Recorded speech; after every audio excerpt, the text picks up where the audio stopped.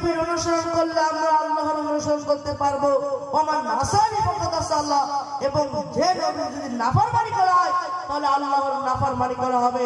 সেই নবীর উপরে অগণিত দরুদ ও শান্তি বর্ষিত হোক।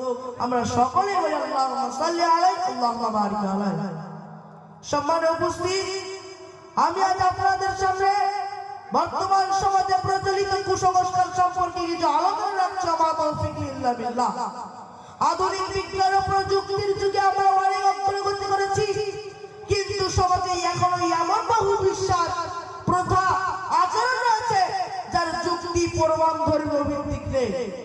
বিশেষ করে মুসলিম সমাজে এই সকল কুসংস্কার এত বেশি বেশি ছড়িয়ে পড়েছে যে মানুষের আকীদাকে বিশ্বাস করছে না, মানুষের আকীদাকে আর বিশ্বাস করছে না। কিন্তু দুঃখের বিষয় আজকে এই কুসংস্কার সমাজের ভিতরে এত বেশি বেশি ছড়িয়ে পড়েছে যে মানুষ আকীদাকে বিশ্বাস করা ছেড়ে দিয়েছে।